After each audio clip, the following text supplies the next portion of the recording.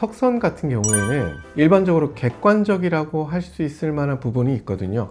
턱선이 있냐 없냐, 선명하냐 선명하지 않으냐. 저는 객관적으로 효과를 확실하게 체감할 수 있는 거의 얼굴에서는 거의 유일한 수술이 아닌가. 근데 목거상이랑 V리프트 이렇게 두 가지 수술이 있잖아요. 네. 이 두 가지 수술은 절개 범위 말고는 다른 점이 없는 것 같은데, 절개 범위 말고 좀 술기적으로 다른 부분이 있다면 어떤 게 있는지 좀 설명 한번 해주세요. 기본적으로 원리는 비슷하거든요. 근데 목거상이라고 하는 거 우선은 절개부터 매우 다르긴 하죠. 보통 우리가 브렛나루부터 귀 앞쪽 그리고 귀 뒤쪽까지 일반적인 클래식한 안면 거상과 거의 동일하게 절개는 필요하거든요. 늘어져 있는 피부를 편다? 라고 생각하시면 목거상은 이해하시기 가장 편하실 거예요. 그래서 세로주름이 있거나 피부가 많이 처졌을 때 피부를 펴서 당긴 다음에 이제 팔에 고정을 해주고 남는 피부들을 처리하는 게 일반적인 이제 우리가 목거상이라고 설명드리는 부분이라서 피부를 펴서 매끈하게 만드는 게 목거상이구나 라고 생각을 하시면 될 것 같고, V리프트는 피부를 편다기보다는 목 아래쪽에 뼈 밑으로 깊게 묻어버린다 라고 생각하시면 좀 더 이해하시기 편할 것 같아요. 그래서 근육이 처져 있었을 때 이 근육을 뼈 아래쪽으로 깊게 봉합을 하면서 묻어주는 거죠. 그래서 처져 있는 근육을 뼈 아래쪽으로 고정을 시켜줘서 턱선과 목의 곡선을 만들어주는 그런 수술이다. 대신에 절개는 귓바퀴 뒤쪽 그리고 내시경이 들어갈 수 있는 공간만 있으면 된다. 그렇게 저는 이제 설명드리고 있습니다. 네, 그래도 좀 피부도 좀 잘라내고 이래야 피부가 팽팽하게 펴지는 거 아닌가 싶어서요. 피부 처짐도 있고 할 텐데 그런 것들은 해결이 안 될 것 같아요. 자, 예를 들어서 목거상은 피부를 펴는 느낌이라고 말씀드렸잖아요. 근데 그러면은 실리프팅 같은 그런 피부가 당겨지는 그런 걸로도 어느 정도는 해결이 좀 돼야겠죠. 근데 사실 목 아래쪽에 처져 있는 게 피부만 있는 경우가 좀 드물죠. 대부분은 이제 근육 처짐이 동반되어 있기 때문에 근육을 어떻게든 묶어서 위쪽으로 끌어당겨줘서 묻어줘야지만 해결이 되는 거고, 그 방식에서 보통 피부가 어느 정도 같이 따라가서 움직이게 되죠. 그래서 그런 부분들로 저는 피부를 그다지 많이 제거하지 않아도 해결이 가능하다. 그리고 실제로도 환자분들 케이스들 보면 대부분 다 해결이 되기 때문에 굳이 그렇게 피부를 많이 잘라낼 필요는 없다라고 이제 그렇게 설명드리고요. 여기 보이시는 것처럼 턱선이 보여야지 뭔가 해결이 되고 근육이 꺾여 있을 때 보이는 이 곡선이 살아나야지만 아름다운 턱선 그리고 목에 이제 조화로운 모양이 만들어지기 때문에 피부를 잘라내는 건 개인적으로는 V리프트에서는 그렇게 크게 의미 있는 방법이라고 생각하지는 않습니다. 턱 밑 침샘 불룩한 분들 계시잖아요. 이런 경우에는 목거상으로 제거해야 한다는데 V리프트는 그런 걸 안 하나요?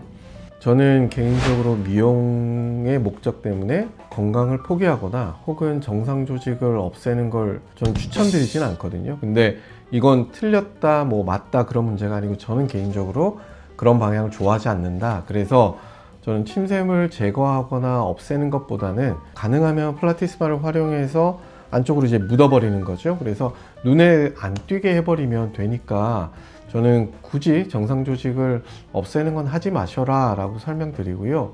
그렇게 생각하는 이유가 이제 저는 따로 있는데, 예를 들어 이제 당뇨가 생겼을 경우에 입안이 마르게 되거든요. 이제 구갈이라고 하는데, 그랬을 때 보통 턱 아래쪽에 있는 이 침샘들이 부침샘이라고 하는데, 기능을 제대로 하게 되면 어느 정도 구갈 이제 증상이 좀 덜해지고 입에서 뭐 냄새가 심하다든지 입이 너무 말라서 힘들다든지 하는 증상들이 경해질 수가 있는데, 이 미용 때문에 이제 이걸 없앴는데 나중에 혹시나 이제 당뇨 증상이 생기셨을 때는 걷잡을 수가 없죠. 그래서 저는 가능하면 정상 조직은 좀 보존하시는 게 훨씬 낫고, 미용 때문에 건강을 굳이 좀 제외하는 그런 방식은 저는 개인적으로 좋아하진 않습니다. 그럼 턱선을 바짝 당겨서 날카롭게 만드는 게 V리프트의 목표인가요, 원장님?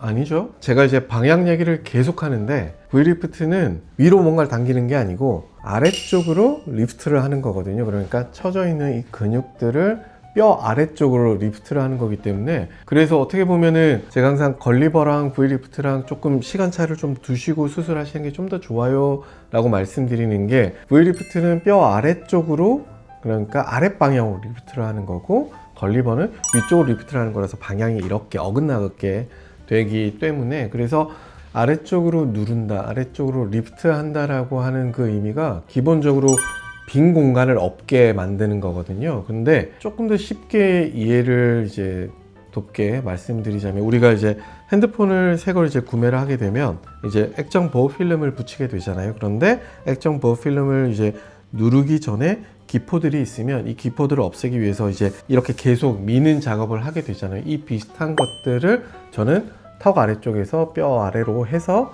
그런 작업을 계속 해주는 게 우리 병원에서 하는 V리프트다. 그렇게 생각하시면 좀 더 이해하시기 편하지 않을까 싶습니다.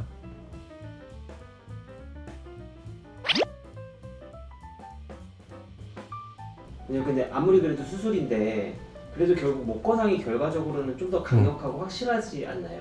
병원에서 이제 상담하셨거나 실제로 수술하셨던 분들은 잘 아시겠지만, 결과적으로는 V리프트가 가장 효과적이긴 할 겁니다. 그리고 가장 적은 절개선으로 가장 확실한 턱선을 만들 수 있는, 제가 생각하는 가장 좋은 방식이기 때문에 전 자신 있게 좀 더 효과적일 거라고 말씀드릴 수가 있고요. 저는 항상 이제 환자분들께 그렇게 말씀드리는데, 유지기간, 또 효과와 통증을 맞바꿨다 라고 이제 그렇게 설명드리는데, 통증이 조금 심한 대신에 가장 효과적이고 가장 오래 유지될 수 있는 수술법이라고 저는 말씀드릴 수 있습니다. 선생님, 이거 V리프트 이후에 환자분들 만족도가 엄청 높다고 들었는데 네.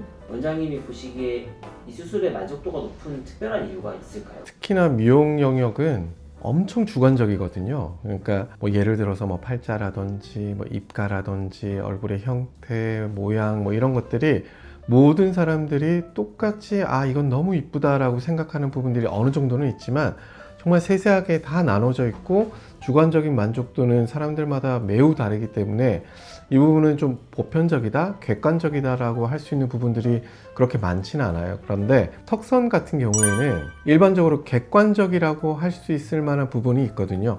턱선이 있냐, 없냐, 그리고 선명하냐, 선명하지 않으냐, 이런 것들이 있기 때문에 환자분들이 제가 턱선이 보이지가 않아요, 혹은 목이 너무 아래쪽으로 처졌어요 라고 하시는 분들은 확실한 그리고 객관적인 변화량이 있기 때문에 이 부분에 있어서 만족도가 매우 좀 크신 편이다 라고 저는 생각하고 있고, 실제로도 환자분들이 통증만 잘 참을 수 있으면 이만한 수술이 없다라고 말씀을 다행히 그렇게 해주셔서, 저는 객관적으로 효과를 확실하게 체감할 수 있는 거의 얼굴에서는 거의 유일한 수술이 아닌가, 저는 개인적으로 그렇게 생각합니다.